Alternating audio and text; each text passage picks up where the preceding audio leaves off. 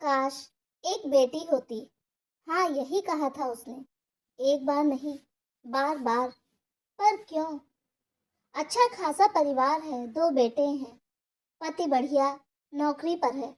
पर बेटे की चाह, वो भी इस उम्र में, क्यों? इस क्यों के पीछे की कहानी बड़ी लंबी है। वो किसी और की नहीं, मेरी दोस्त प्रतिभा की है। आज मुझे मार्केट में मिल गई। जो हमेशा एनर्जी से भरी दिखती थी, आज बहुत उजड़ी उजड़ी दिखी। उम्र से ज्यादा बुढ़ी दिख रही थी।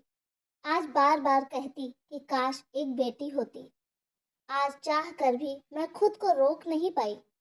पार्क में बैठ उसको सुना और एक नया दर्द समझ आया, जो आप सब भी महसूस करते होंगे। एक नई कहानी लेकर आई हूँ। काश एक बेटी होती। आज बस इतना ही। कल से आपको कहानी में लेकर चलेंगे। आप होंगे ना साथ मेरे? आपके बिना मजा नहीं आएगा।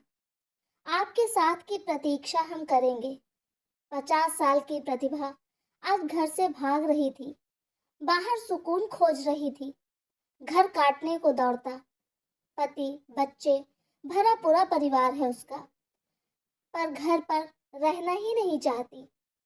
कभी किटी पार्टी, तो कभी सोशल एक्टिविटी, तो कभी मूवी। पूरी रात खुली आंखों से ही गुजार देती। उसे मैंने हमेशा व्यस्त ही देखा, हमेशा भागते हुए। उसे देखकर लगता था, इतनी मेहनत कैसे कर लेती है और क्यों करती है। सुबह हो, दोपहर या शाम, हर समय भागना ही उसका काम। उसे देख लगता कि वह किसी अलग ही दुनिया से है। सबकी मदद करना, सबके काम आना, हमेशा खुद को व्यस्त रखना। अगर उस दिन पार्क में मैं न रुकी होती, तो उसकी जिंदगी के अनछुए पहलुओं को ना समझ पाती। एक स्त्री के इतने रूप होते हैं, उन सारे रूपों को मैं नहीं समझ पाई। बहुत सारे। प्रतिभा की आंखें आज गीली थी, पर क्यों? देखने से हर कोई कहेगा स्मार्ट पति, बढ़िया बच्चे, आर्थिक रूप से संपन्न। कहीं कोई परेशानी ना दिखती उसकी जिंदगी में। पर हर दुख दिखे जरूरी तो नहीं, हर दर्द दिखता तो नहीं है। ना कुछ दुखों के ऊपर इतने सारे लेप लग जाते हैं कि बस एक भ्रम में ही जिंदगी कटती है। ऐसा ही प्रतिभा के साथ हो रहा था। उसने अपने ऊपर बाहरी आवरण के इतने सारे लेप लगा रखे थे कि सब दब गया था। पर कभी कभी हल्की सी आंधी आकर सब उड़ा देती है। आज प्रतिभा के पन्ने भी फड़फड़ाने लगे और खुल गया उसके दर्द का सच, जिसे सुन मैं भी सोच में पड़ गई कि सच में बेटी की चाहत इसलिए भी हो सकती है। बेटी का ये रूप मैं देख ही नहीं पाई, शायद इसलिए भी कि मेरे खुद के पास बेटी है। और पहले बुझाना खत्म करते हैं। प्रतिभा की शादी करीब 25 साल पहले हुई डॉक्टर अभय नारंग से। दोनों ने बहुत मेहनत की। प्रतिभा एक टीचर थी और अभय ने नया नया अपना क्लिनिक खोला। दोनों जुट गए अपने अपने संसार को सजाने में। अथक मेहनत करते दोनों शायद अपने अधूरे सपनों को जी रहे थे। भागते रहते सुबह से शाम और रात मजबूरन सोते, शायद सुबह के इंतजार में। मेहनत रंग ला रही थी। इसी बीच दो बच्चों का जन्म भी हुआ। दोनों को वक्त कम मिला ताकि पैसा ज्यादा दे पाए। भागना और बढ़ गया और दोनों समझ ही नहीं पाए कि भागते भागते कहीं बहुत दूर ना निकल जाएं, कि पास आना चाहे भी तो ना आ पाए। उन्होंने बच्चों को अच्छे स्कूल और अच्छे कॉलेज में पढ़ाया। अच्छे कपड़े, अच्छे लैपटॉप, यहाँ तक कि बढ़िया गाड़ियाँ भी दे दी। सबकी अपनी अपनी गाड़ी, अपने अपने लैपटॉप और अपनी अपनी जिंदगी भी हो गई। एक ही घर में अलग अलग कमरों में रहने लगे। हाँ, सब बढ़िया बढ़िया दिख रहा था। पर क्या बढ़िया दिखना ही काफी होता है, या बढ़िया होना भी चाहिए? पर गलती कहाँ कर दी प्रतिभा ने? अपने बच्चों को अच्छी शिक्षा देना गलत है? जी तोड़ मेहनत करना गलत है, या गलत है बच्चों को सारी सुविधाएं देना? ऐसा क्या गलत कर दिया उसने? हम जो माता पिता होते हैं, अपने बच्चों को वही देने में लग जाते हैं जो हमें नहीं मिला, और चाहते हैं वो वही करें जो हम नहीं कर पाए। प्रतिभा की भी शायद यही गलती थी। 7 भाई बहनों में पली बढ़ी प्रतिभा को आर्थिक तंगी हमेशा ही रही और बड़ी मुश्किल से वह अपनी पढ़ाई पूरी कर पाई। बस उसे लगने लगा कि वह अपने बच्चों को पैसे की कमी कभी नहीं होने देगी और वह उन्हें पैसे ही देती रही और वो ना दे पाई, जिसकी वजह से प्रतिभा आज प्रतिभा बन पाई। आज प्रतिभा उम्र के ढलान पर आ रही थी। उसकी ऊर्जा कम हो रही थी। मेनोपॉज हो गया था, शरीर में बदलाव हो रहे थे, जिसकी वजह से मूड स्विंग्स होते। कभी बहुत चीखने का मन करता तो कभी लगता कोई हो जो उससे बात करे। आज वो रुकना चाहती थी पर साथ कोई न था। पति ने अपने को ऑफिस और दोस्तों में उलझा लिया था और दोनों बेटों ने अपनी दुनिया बसा ली थी जहां प्रतिभा का जाना मना था। प्रतिभा दिन भर दीवारों से बतियाती या फोन पर अजनबियों से बातें करती, फेसबुक इंस्टा पर अपना वक्त बिताती, कभी सोशल वर्क तो कभी किटी पार्टी में खुद को व्यस्त रखने का प्रयास करती। पर जैसे जैसे रात का अंधेरा बढ़ जाता, उसका डर भी बढ़ता जाता कि उसे अब घर जाना पड़ेगा। वह घर जहाँ सब बेगाने हैं, जहाँ कोई किसी से बात नहीं करता, किसी को किसी की परवाह नहीं है। प्रतिभा रातों को जागा करती, उससे नींद कोसों दूर हो गई थी। बताने लगी कि 3 महीने से लगातार वह जाग रही है पर किसी को कोई फर्क ही नहीं पड़ता। आंखों के नीचे काले घेरे आ गए हैं पर किसी ने उसके चेहरे की ओर देखना तक जरूरी नहीं समझा। प्रतिभा को देख लगा उसे घर जाने की कोई जल्दी नहीं है। लगता वह अपना वक्त बस काट रही है, लोगों को खोज रही है जो उसके वक्त को बांट सके, उसके दुख को समझ सके। पैसा कैसा जीवन हो सकता है, पर किसने रचा यह संसार, यह माया जाल, जहाँ सब माया में उलझे पड़े हैं। कहते हैं पैसे से सब खरीदा जा सकता है, पर प्रतिभा का सुकून कोई खरीद कर दिखाए। उसकी रातों की नींद, बच्चों का प्यार, लाखों लगाकर भी ये नहीं खरीदा जा सकता। उसे घर जाने की जल्दी ना हो, पर मेरे बच्चे मेरा इंतजार कर रहे थे, इसलिए मैं घर चली आई। घर आकर दोनों बच्चों को सीने से लगाया। बच्चे बड़े अचरज में थे कि मुझे अचानक क्या हुआ। 1 हफ्ता भी नहीं बीता था कि एक दिन प्रतिभा का फोन आया। बोली, तुझसे मिलना चाहती हूँ, तू मिलेगी? मैंने कहा, बताती हूँ। शायद मैं उसकी तकलीफ से जुड़ चुकी थी। फिर वो मुझे मिली, बोली, मैं एक लड़की गोद लेने की सोच रही हूँ। मैं हैरान थी, पर क्यों? प्रतिभा बहुत भावुक हो रही थी। बोली, मैं एक बेटी गोद लेना चाहती हूँ। मैंने कहा, पर क्यों? तो उसके आंसू छलक पड़े। बोली, घर काटने को दौड़ रहा है। मैं अब थक चुकी हूँ। कोई नहीं जो मेरे सिराहने बैठे, मेरे बालों में उंगलियां घुमा दे और मेरे सर पर हाथ रख कर कहे कि माँ, मैं हूं ना तुम्हारे साथ। काश एक बेटी होती तो वह मुझे समझती। एक नारी के मन के जज्बात एक नारी ही समझ सकती है। पति या बेटों से उम्मीद नहीं कर सकते, वह मर्द हैं, उनका दिल अलग है। मुझे बेटी चाहिए, बस। यह कहते कहते वह रो पड़ी। मैंने उसको पानी पिलाया, फिर समझाया, तेरी बातें मैं समझ सकती हूँ, पर बेटी गोद लेने की जरूरत ही क्या है? तेरे 2 बेटे हैं, उनकी बहू भी तो तेरी बेटी जैसी हुई, तो तू बहू को ही बेटी बना लेना। यह सुनकर उसकी आंखों में चमक जाग गई। बोली, हाँ, तू सच बोल रही है। मैं अपनी बहुओं को ही बेटी का सारा प्यार लुटा दूंगी। पर क्या वह मुझे माँ जैसा प्यार दे पाएंगी? मैंने कहा, क्यों नहीं प्रतिभा, जब तू माँ बन सकती है तो वह भी तो नारी मन है, तेरे भाव को जरूर समझेंगी और तेरी बेटी की तमन्ना को पूरा कर देंगी। प्रतिभा समझ कर चली गई, पर मैं उसकी व्याकुलता देख सोचने लगी कि कहाँ कई परिवारों में लोग बेटी पैदा नहीं करना चाहते, पर प्रतिभा बेटी ना होने पर दुखी है। बेटी के एक अनोखे रूप को मैंने जाना कि जब बेटी जवान हो जाती है तो एक दोस्त की कमी को पूरा कर देती है, जिससे आप अपने सारे राज बताकर हम राज बना लेते हैं। वह अपने अंदर के बदलाव को महसूस कर सकती है, आपको अपनापन और प्यार दे सकती है। सच में नारी हृदय को नारी ही समझ सकती है। उस रात प्रतिभा को याद कर मैं सो गई। 15 दिन ही बीते होंगे कि प्रतिभा ने आकर बताया उसने अपने बेटे की शादी तय कर दी है। लड़की बहुत सुंदर व होशियार है, नौकरी पेशा है और बेटे के साथ ही नौकरी करती है, पर बहुत ही प्यारी है। उसने मेरे पास उसकी फोटो भी भेज दी। मैं प्रतिभा के लिए बहुत खुश थी। प्रतिभा भी खुश नजर आने लगी थी। भाग भाग कर उसके लिए जेवर बनवाए, साड़ी, लहंगे, कपड़े। उसने बेटी के सारे अरमान उस पर लुटा दिए। घर को दुल्हन की तरह सजा डाला। उसकी व्याकुलता देखते ही बनती।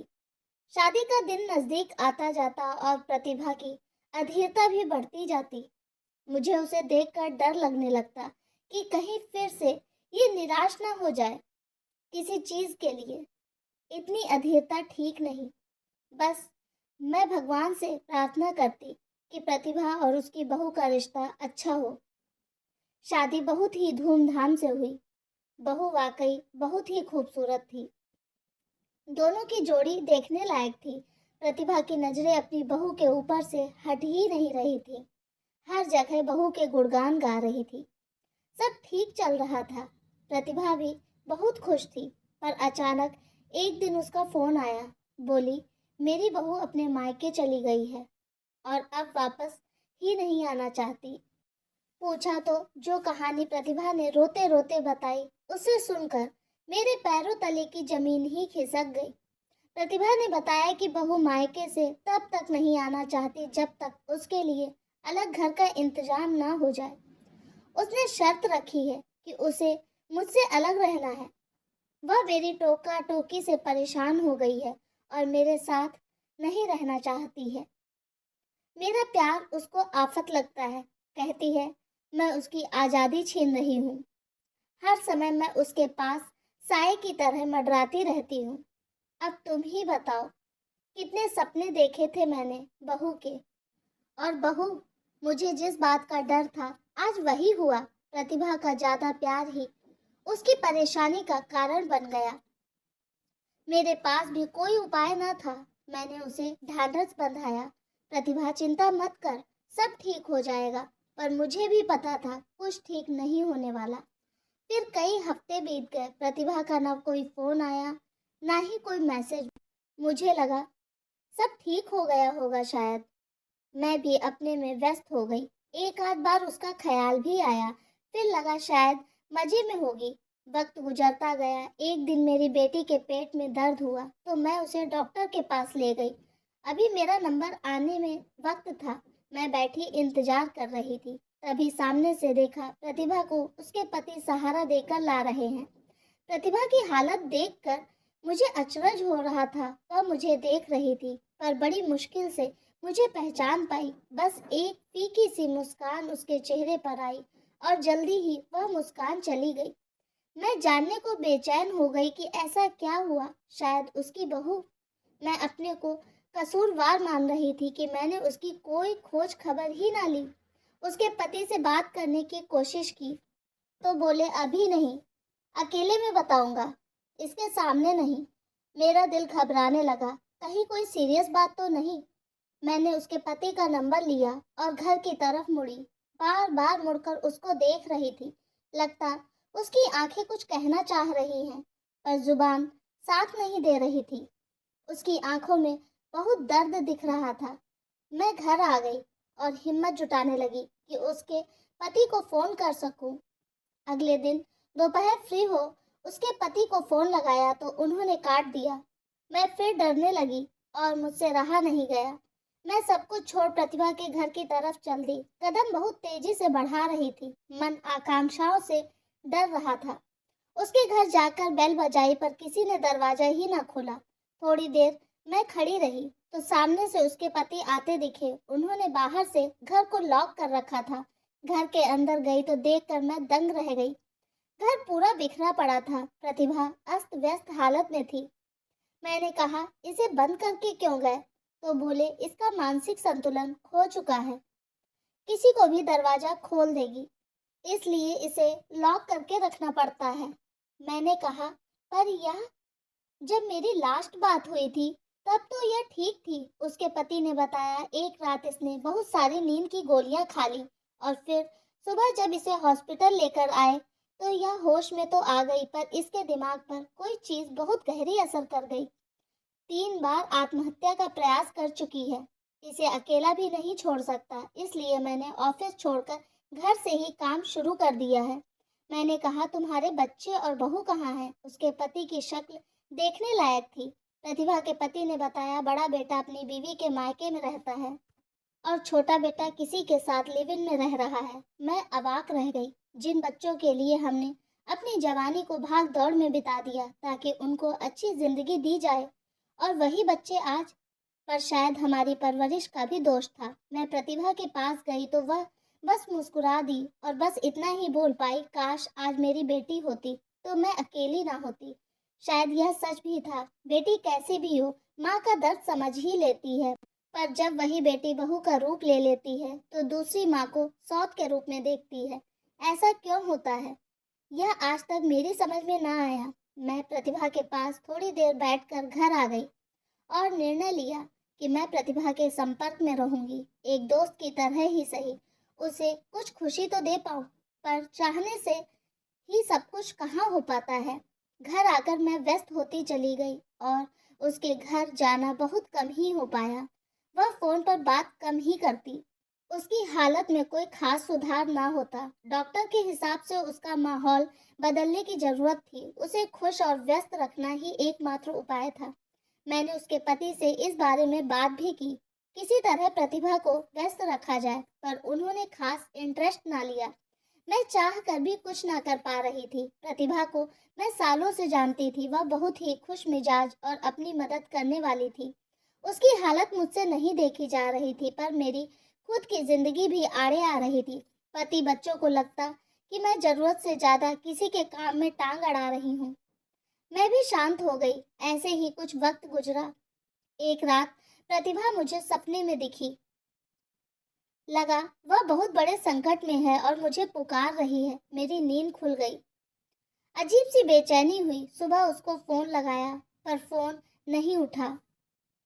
फिर उसके पति को भी फोन लगाया, उन्होंने भी नहीं उठाया। मैं भागी भागी उसके घर गई, वहां भी ताला पड़ा था। आसपास के लोगों से पूछताछ भी की तो किसी को कुछ पता ना था। मैं बेचैन सी हो गई, आखिर प्रतिभा के साथ हुआ क्या होगा। अगले दिन फिर उसके घर गई, फिर भी ताला ही दिखा। मैं उसके दरवाजे पर एक नोट लगाकर छोड़ आई और इंतजार करने लगी, शायद कोई खबर मिले।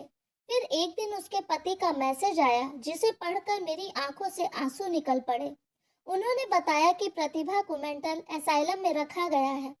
उसकी स्थिति ठीक नहीं है। वह बहुत ही उग्र होती जा रही थी। उसे वहां शिफ्ट करना ही पड़ा। पर मेरा मन गवाही ना देता। लगता जरूर और कोई बात है।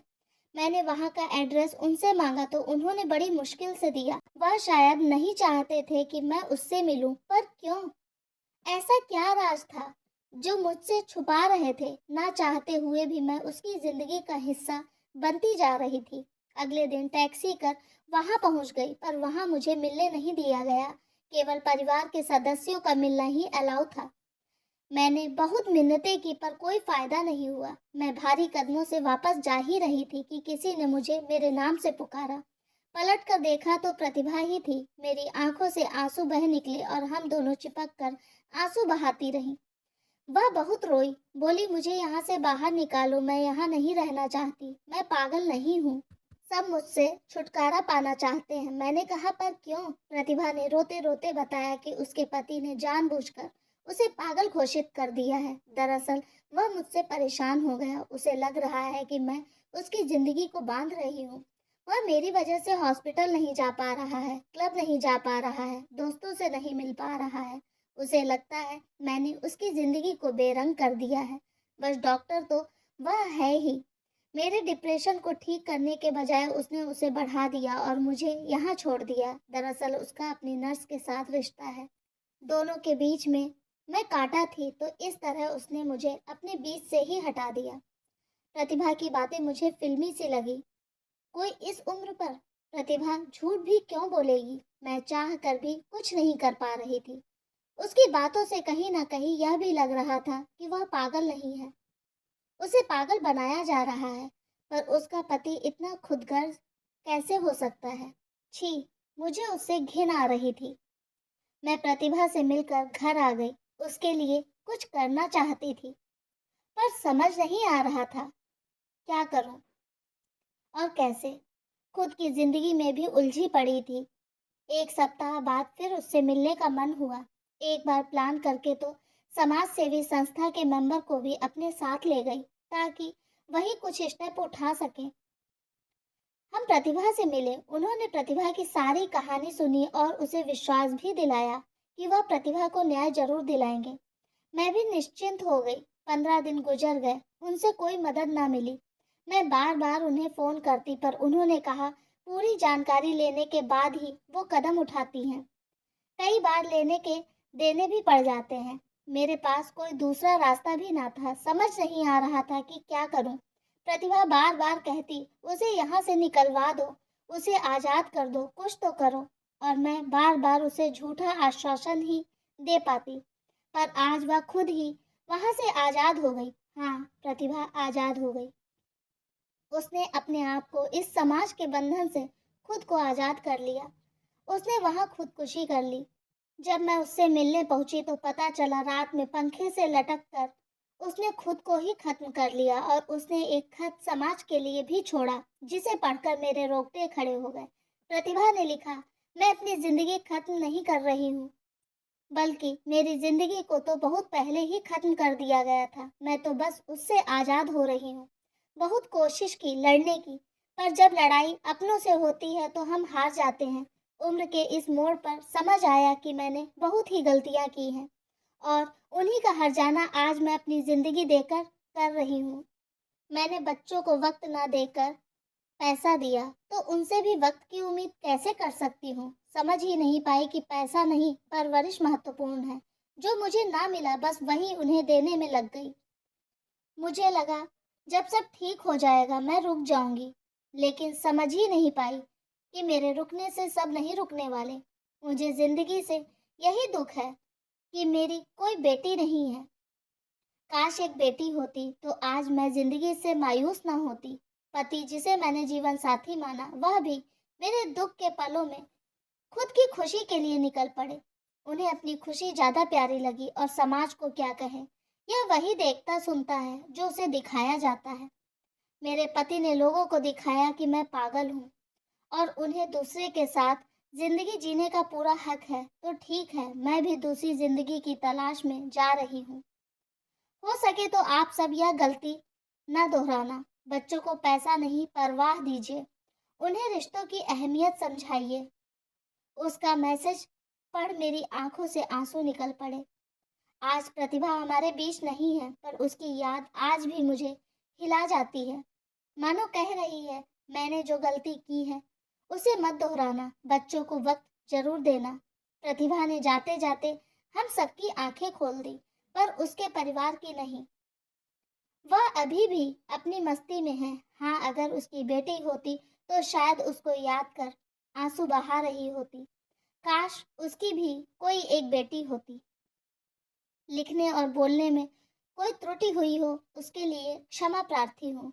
आपको यह कहानी कैसी लगी, हमें कमेंट करके जरूर बताएं, और ऐसी ही कहानियाँ सुनने के लिए हमें सब्सक्राइब जरूर करें।